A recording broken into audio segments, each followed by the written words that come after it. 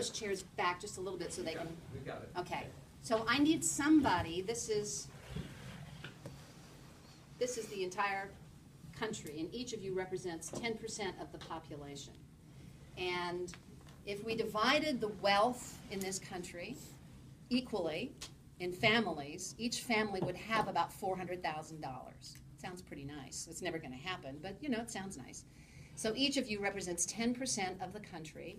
And Dan, I need you to be Mr. Wealthiest 10%.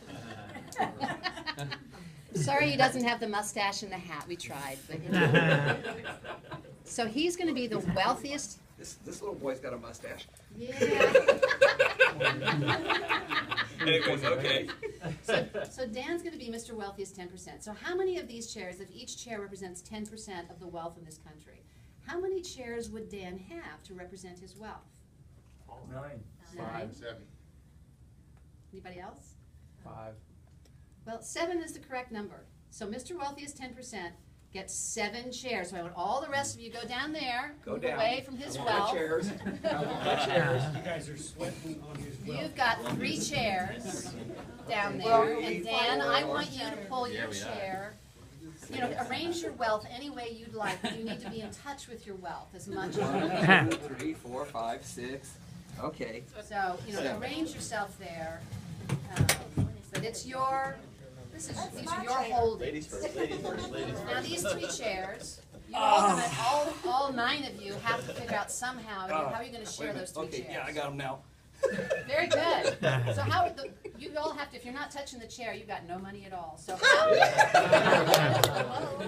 going to share? Everybody's got to figure out. You've all got to go ahead. Somebody's going to sit. And how does that make you feel? Oh, she's got 2 chairs. And you're out in the cold. Are you going to let that happen?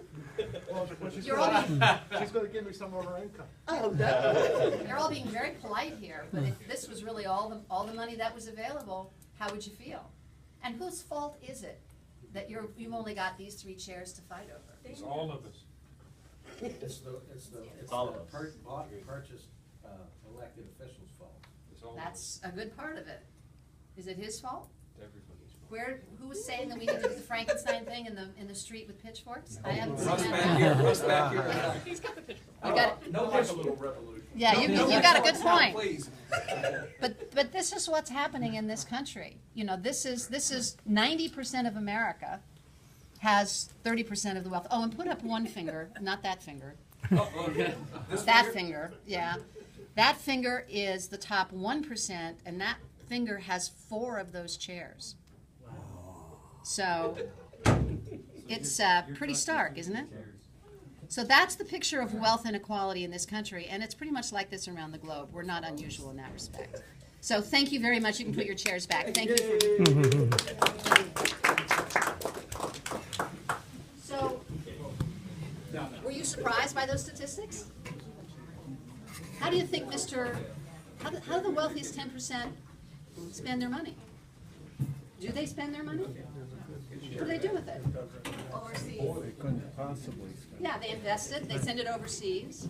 What do you do with your money when you have it? Put it back into the Yeah, economy. it goes back into the system, right? Yeah. No, when the ultra-rich don't put their money into this country. A friend of mine, a labor educator in New York, said a couple years ago, he said, you know what we have going on here? We have a capital strike. The people with money, and they've got trillions of dollars in cash, they're on strike. They're not putting it back into the economy because at that time it was when Obama was first elected. He said they want him to fail. They want to put you in this position. So it's not like they don't have money. They just don't want to reinvest it in American workers at this point. Today, half of all jobs pay less than $27,000.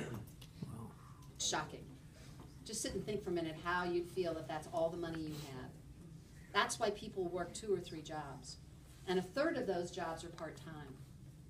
And most of those jobs, the part-time ones, and probably, well, the part-time, not the full-time, the part-time jobs, many of them work on an as-needed schedule.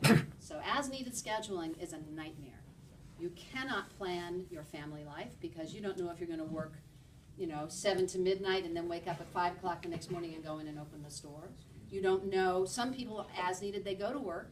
They say, we don't need you for another 2 hours, go away. You're not on the clock for those 2 hours. And then you come back and you work. It's a terrible, terrible system. Terrible story, quickly. There was a worker in New York City, young woman, had a child, had a partner, had an apartment. And she worked 3 jobs. She worked 3 different Dunkin' Donuts jobs because none of the Dunkin' Donuts would give her a set schedule. So she worked 3 of them. And she worked them in the New York area. I think it was in the Queens area, large area. She had a car. So what she would do, she'd drive to the first job, which usually in the morning, opening up 5 a.m., and she'd work, 5 to 11. And then she'd have a couple of hours before her next job. So she'd go to a mall parking lot, and she'd go to sleep in the car because she didn't have time to go back to the apartment where she had a bed. And she'd sleep in the car for a while, and she'd drive, and that was how she put her life together. She had a partner, she had a child, she had an apartment. She had 3 jobs. They discovered her one morning or one afternoon in the parking lot dead. And the reason she died was she had a can of gasoline in the back of the car because she'd run the car because it would be cold, and she would run out of gas. So she had a can of gas in the car and tipped over. And the windows were closed and the fumes killed her. Wow. This was a woman who had an apartment and had the will to work 3 different jobs and would have worked all of them. She would have worked 18 hours a day, which is pretty much what she was doing, if somebody would give her a schedule. She died because they wouldn't give her a schedule. That's what's going on in the United States today. That's why people work 3 jobs. That's why everybody in the family works.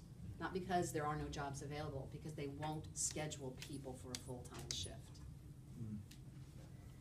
I love this. This hasn't changed since my adult life started. Women, 77 cents on the dollar. It just, that's why union jobs are the best jobs on earth, because we have a playing field that's level for women, for people of color, for everybody. But women still consistently bump up 77 cents on the dollar. There's a glass ceiling, and 62% of the people who do minimum wage jobs are women. So this is not just teenagers flipping burgers at Mickey D. This is home health care workers. These are people, it kills me that we have our aging relatives who need home health companions. And these are the people who do the jobs, and they are so severely underpaid, and they have no schedule to speak of. And these are the people we're entrusting our family, our most vulnerable family members to, our children and our aging relatives. This is unemployment by race. We could probably adjust it a little bit more because I think this is about 6 months old, but 7.5% overall. African Americans, 16%. Latino, 12.5%. What you don't see on that chart, people who have dropped out of the unemployment system. So you only get counted if you're still collecting unemployment somehow. Once you're done, once you're out of benefits, you may still be unemployed, you probably are, but we're no longer counting. So we know that these numbers are higher. And we also know, although the numbers have come down, the wages have not come up, and the job security certainly has not come up. One generation underemployed. These 2 at the end stood up. College debt is now the highest form of debt in this country. For a long time it was credit cards. Not anymore. It's college debt. They spend a lot of money getting an excellent education. They come out, the job they trained for is not there. And they end up living with their parents because they don't have an option. And they're working part-time or putting together jobs because they're not getting the work that they trained for. And they're carrying $100,000 of debt. So we've abandoned this generation. I left undergrad in 2010. 2011, I ended up working 3 jobs from 5 a.m. to midnight between 2 different retail companies and a restaurant. And I netted $18,000. Wow. Yeah. That was a really tough year. Yeah. The precariat, that's the precariat. The people that are working in these particularly retail jobs, and they're very hard to organize, and they're very cyclical, and they pay very little money. So that's bad news. That's where we are. Now's the good news, because we know that we have a strategy to win, and we know if we work collectively, we can build worker power.